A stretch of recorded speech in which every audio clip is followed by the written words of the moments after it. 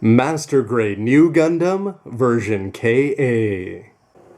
Hey, what's up again, everybody? It's Robert184, 2Rs, 2Bs, gundam.tk, and you've already seen everything from the MS to the transformation here for the new Gundam, but it's time to see what it can do in terms of posing. I should mention right off the hop that it is getting more Eileeny there, as the weight issues and just general looseness of the kit, as it's been moved more and more, is sort of resulting in it falling back. But hopefully it's going to be a sight better than this one over here. And just a warning that no matter what you do with him, even the slightest movement has the ability to send some of those fin funnels to the ground in a heartbeat.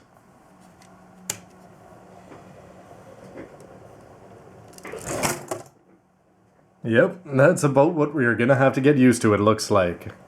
Let's try this on slow this time, but you can see that he's going to look pretty much fantastic no matter what you do with him. That's going to be thanks in no small part just to the overall design, where you're going to see the inner frame. You're going to be seeing the green, especially if he's rotating around, as it's going to glimmer off the light. And you can look down the barrel of the rifle. The shoulder is a little bit awkward bringing it forward. It can actually do probably a better job going backwards, but it's the kind of thing where even just to pose it 2 or 3 times, these funnels are going to fall off all the time, drive you crazy. You can even see it shaking there. The shield is also very easy to detach from the left arm, so problematic. But if you stop it, no matter what you do with it, and if you can get it frozen there, it's going to look pretty fantastic no matter what angle you look at it from. I should keep count.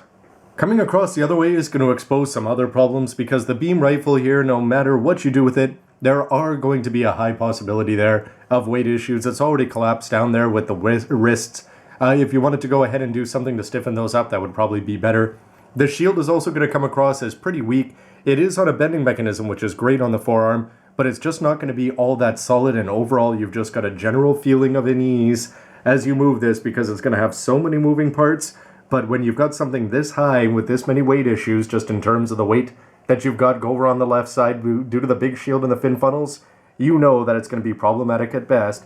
But you can also have a lot of fun with him there, as you can imagine the pan pointing out there for the EK fangs or the fin funnels go, and you can just see that because the shield is going to have that nice red missiles underneath there, and the blaster, that it's going to look fantastic, and the beam rifle, you can negate some of those weight issues there, even though you'll see that it's collapsing downward, even like this, by keeping it up in the air. And if you're not a big fan of the big gaping gray part there on the inside, these shoulders do a very good job of rotating into the position you want. You're just going to have to find that balance of keeping the hand up parallel to the ground while still hiding some of that otherwise attractive inner frame. But if ground poses don't work out, unlike the full armor there, which you've got to buy the stand separately, this is going to be included. And it's got a nice solid attachment point there, which is not going to go into the waist section as we're used to, but instead into the backpack itself. It's got a nice little clamp around there, and it's actually going to have this little part here, which is going to keep it hopefully rigidly attached to the back. And clearly this is the way he's meant to be. First of all, the back attachment is going to sit in there quite nicely with the clear part keeping him propped up. And whereas you may have seen him on the ground that you saw the fin funnel sort of waving side to side, and also just a general looseness about the legs, as soon as you get him up here, he's going to feel nice and rigid there with the back support. The fin funnels even, they're going to be collapsing forward more and more over time though. But as you see him reaching for his forearms there, these legs are just going to definitely look like they're up in space, and everything seems to have improved.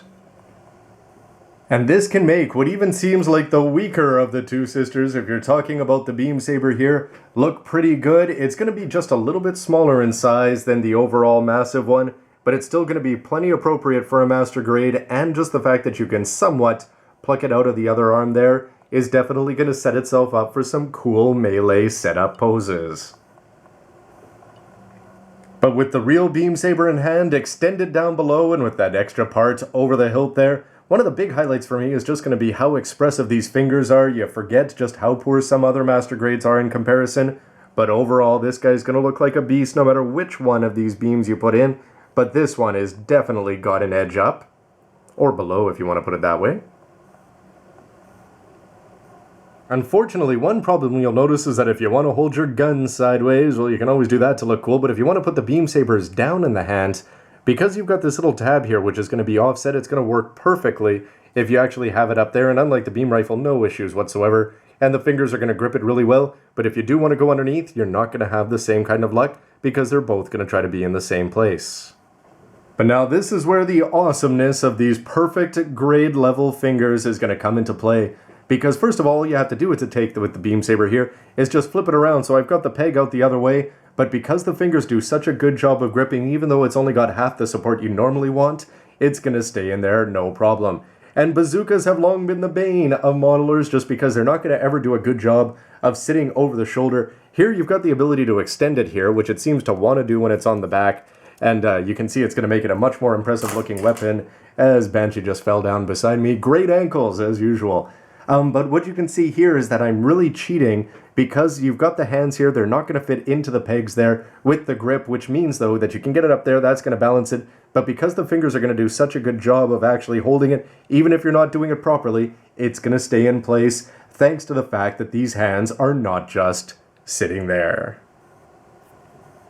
I should just keep this camera rolling so that you can see those things fall down every second.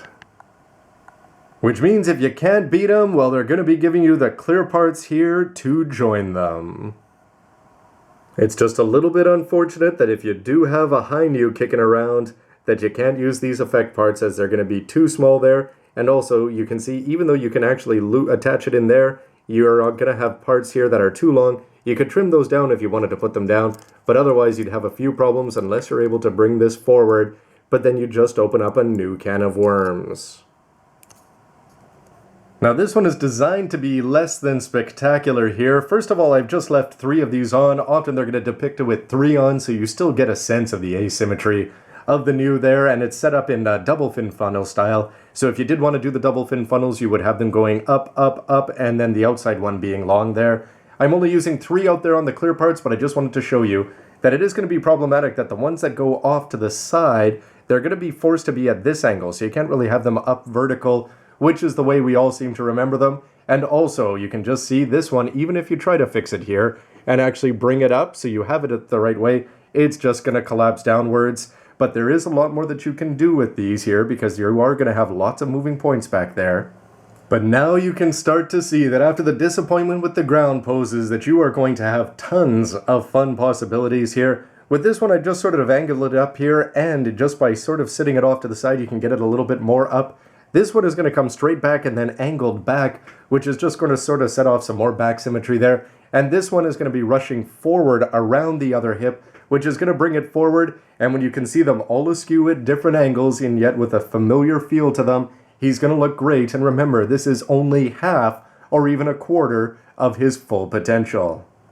And also, though it's not perfect, if you adjust these in the right way, you will have less problems with them collapsing downwards. Although it's not going to be, or it's going to be hard to keep them properly parallel if you've got them in an upright position. And it is always going to be a little bit disappointing that the ones going off to the side seem like they have to be flipped that way. And with all of that room to maneuver back there, you're going to start to feel like the possibilities are absolutely endless. And what a tangled web he can weave here with all of these points of articulation here with the clear rods. Like I said, you've got absolutely the sky's the limit in terms of choices. And I decided to go with 4 over here on the left as it's going to come over the left shoulder, but not to forget the pain he can deal with the right side. And also the bazooka is going to do an alright job of sitting there in the underhand position instead of trying to deal with it over the shoulder, and that's only going to be helped by the fact that you've got those solid pegs, otherwise you wouldn't have a chance of it working, and you can put the fingers around for that extra little bit there. But the shield, if it was all deckled up and all of these 6 in place, this is looking like an absolute monster. And you can guess here that in terms of playability, flexibility, and just the amount of fun ideas that you can try out, who's going to get the edge? And ultimately, all Char can do is look on in envy and wait 2013 and to see what kind of launch system he's gonna have. Anyway, everybody, there's tons of posing possibilities here, but stick around to see my final verdict where I'll have all my thoughts, good and bad, put together in one place so that you can make a call whether this is something you want to add to your shelf. Anyway, everybody, thanks for watching. See you next time.